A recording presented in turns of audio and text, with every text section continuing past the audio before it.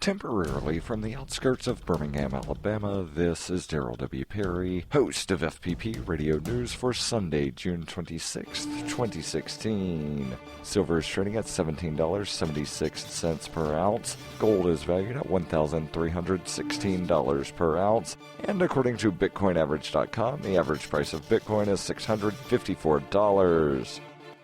Antiwar.com reports in an early morning speech on Friday after the referendum had Britain vote to leave the European Union, Prime Minister David Cameron announced his intentions to resign from office by October's Conservative Conference, saying the country needs fresh leadership after the vote. Cameron has been facing calls to resign for a while, with many seeing him as having mishandled the Brexit by threatening a withdrawal vote during negotiations with the EU, then campaigning heavily against it and then losing the vote. Cameron further indicated that Article 50's measure to withdraw from the European Union will not be implemented while he is in office, saying he believes that his successor should be the one to handle the process. Early indications are that former London Mayor Boris Johnson is virtually the Prime Minister apparent at this point, as another Conservative Party member and one that has led the campaign in favor of leaving the EU. Johnson is seen as a smaller government conservative, a significant shift from Cameron, and while he will doubtless face challenges before Cameron is out, it's hard to imagine him not being the front runner.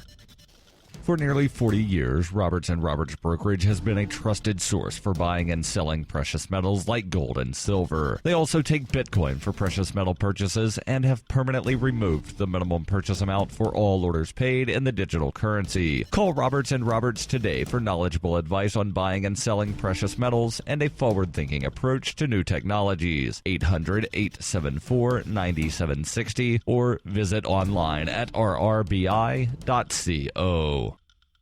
UPI reports a fast-moving wildfire in Southern California claimed more homes Saturday as firefighters revised estimates downward on its containment. More than 150 homes have been destroyed and another 75 damaged in the Erskine fire since it started Thursday in the Sierra Nevada mountains and is now covering about 37,500 acres and is expected to grow. 2 people were reported dead Friday, with officials reporting that they had found the remains of the third person who lost their life in the fire, according to the Los Angeles Times. The fire had already burned about 20,000 acres, causing the mandatory evacuation of about 2,000 people Friday afternoon. The situation worsened between Friday night and Saturday afternoon, according to fire officials, as they reduced their estimated containment of the fire from 5% to 0%, warning high temperatures and winds may spread the blaze overnight. Although the north and west portions of the fire are not expected to grow significantly, the eastern side may be susceptible to winds and slopes, and the steep, rugged terrain on the south of the fire has made suppressing it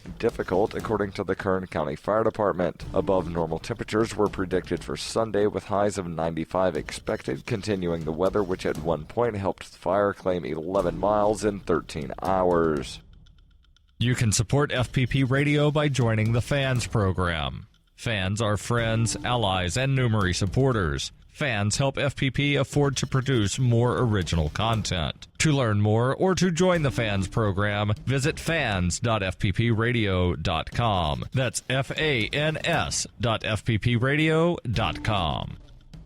Reuters reports former mob boss James Whitey Bulger's personal possessions, including a pen holder designed to look like a rat and a 3-carat heart-shaped diamond ring, fetched more than $100,000 at auction in Boston on Saturday. Law enforcement officials sold off hundreds of items seized when federal agents captured the fugitive mobster in an apartment in Santa Monica, California in 2011. Bulger ruled Boston's criminal underworld for a quarter of a century before going on the lam after a corrupt FBI agent alerted him that he was about to be arrested. Bulger survived 16 years on the run before he was finally caught with $800,000 in cash and a cache of weapons. The items sold on Saturday ranged from the mundane to the unique. A punching bag shaped like a man brought in $4,900, and an enormous collection of books, many of them focused on World War II and the Holocaust, and containing Bulger's handwritten notes, sold for thousands of dollars in all. The white bucket hat Bulger was wearing at the time of his capture went for $6,400. The proceeds of the auction will go to his victims, according to the U.S. Marshal Service, which oversaw the auction.